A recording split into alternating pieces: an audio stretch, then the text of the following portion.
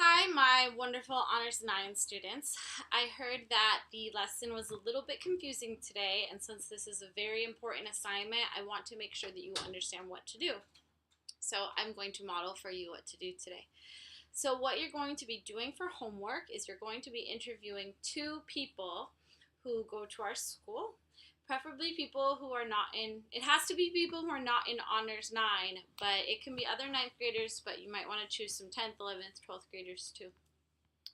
For my example, I'm going to interview my husband. This is my husband, Mark. So I'm going to do an example interview for you about his school because he is a student too, and then you can use this as a way to help you understand what to do for yours. So for taking notes, I prefer to take notes after the interview. So I usually record interviews. If I'm doing an interview for writing something, what I usually do is I use a microphone app on my phone. It usually looks something like this. Yeah, there you go. Looks something like that.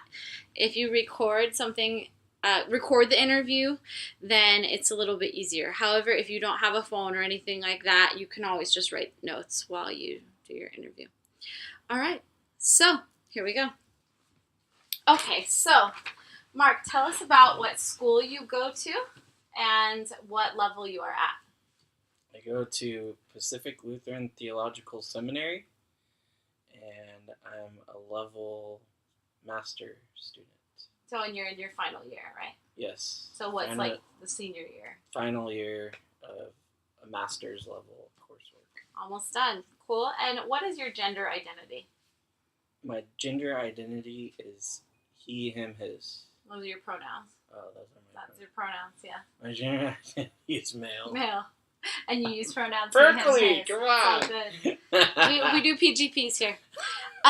So what do you think? That's okay. Okay. What do you think sets you apart from the majority of students at Pacific Lutheran Theological Seminary? My dreadlocks. What else? What makes you unique? I'm tan.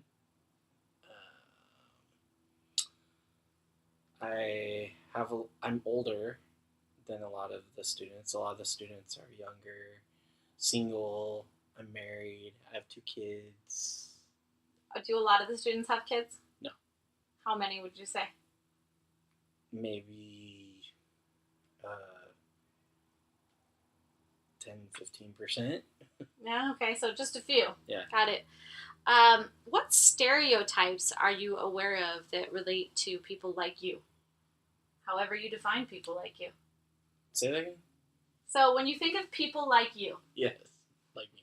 How might someone like you be stereotyped?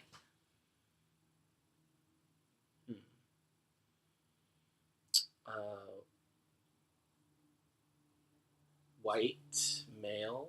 So let's start with, you said what makes you unique. People see your dreadlocks and what do they think about you? They think, hey, he might have a cigarette on hand. So they tend to look at you and think he must do drugs. Drugs, or maybe even homeless, or oh, okay. We're not homeless. We don't do drugs. Do you know how to surf? I know how to boogie board. You know how to boogie board. So you're not a surfer. No. But people think you are. Some people. Okay. Or they assume. What makes them assume that you would know how to surf? I got the dreadlocks and I'm tan. And you're from California. I'm from California. Right. So, FYI, most of the students at PLTS are not from California, so there are some stereotypes that come with people from California. Under what circumstances do you most notice or think about those stereotypes? Like, when do you notice that people think those things of you? When, like, I'm new and they don't know me, so they assume. Like how? How do you figure out that people think these things about you? Just maybe by, like, looking at me, staring at me. Possibly, I mean. What about in conversations with your classmates? What type of things might they say? I'm not sure.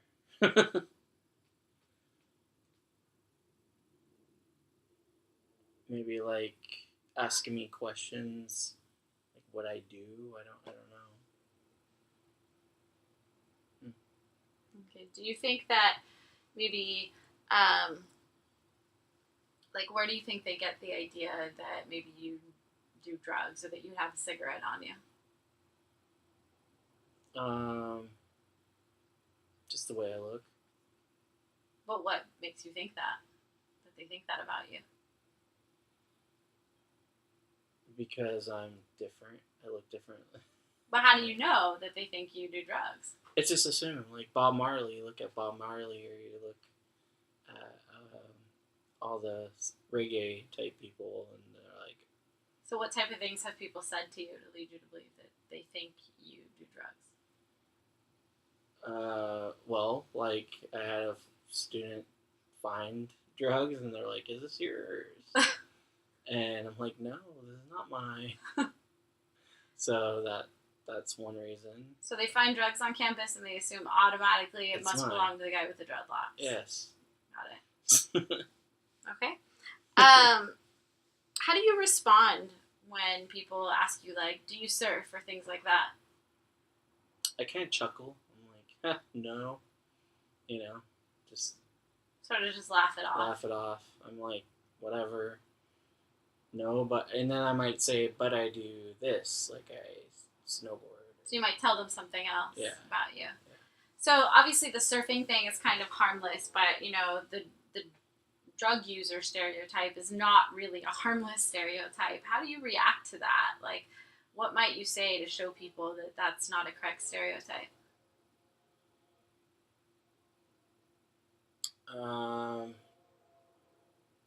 Like tell them differently what I do. Say something different, like this is what I like doing, or ask them something in return, like what do they like doing, and so that way it's kind of like not directed at me, but on them as well. Right. So maybe even like if someone's like, "Are these your drugs?" You're like, "No, totally." And then you might say, "In fact, I don't even eat meat. Yeah. I'm an all-natural kind of guy," or things like that. Pescatarian. There you go. Yeah. Thank you very much for speaking with me today.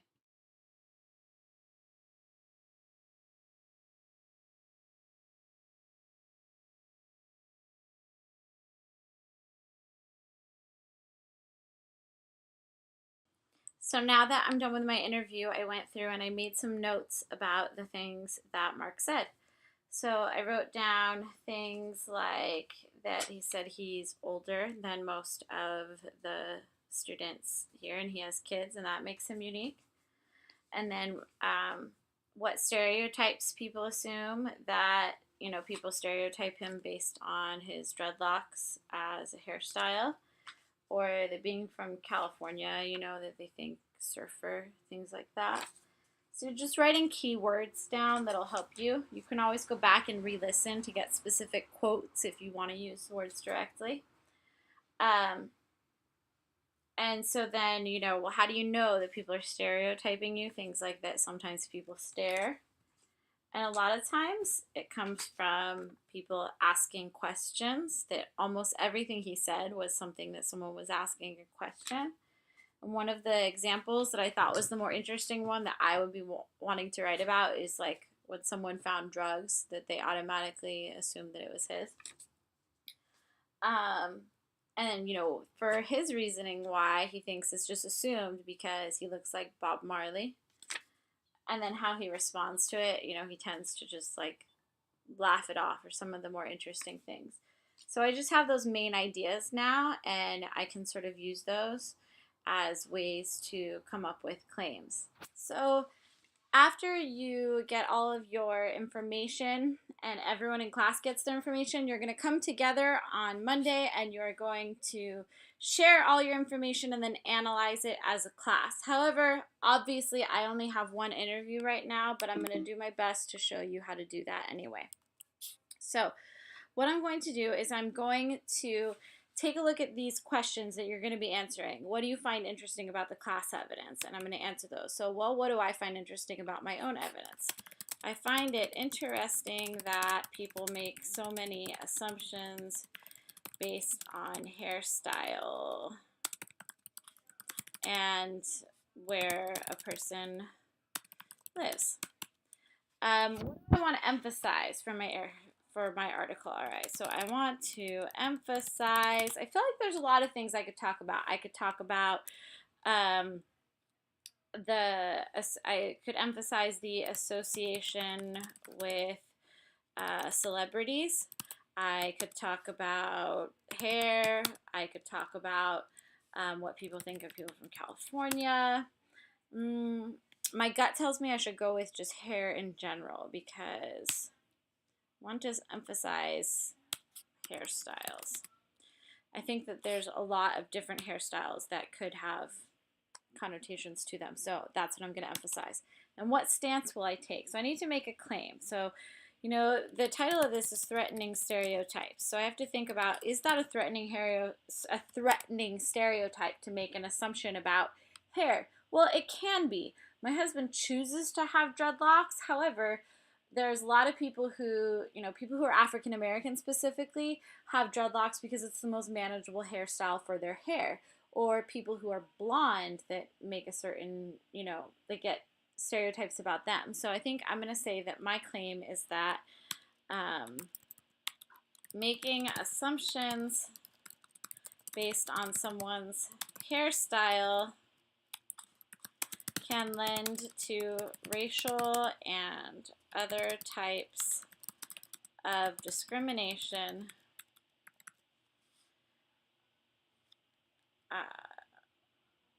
can lead to negative feelings as well as racial and other types of discrimination.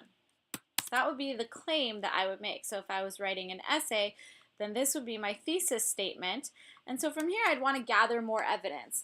Look at things like how people perceive blonde people or how people perceive redheads and come up with overall types of evidence that I can use to make this claim. I hope that makes sense, and I hope it helps you understand what to do with your article. Good luck.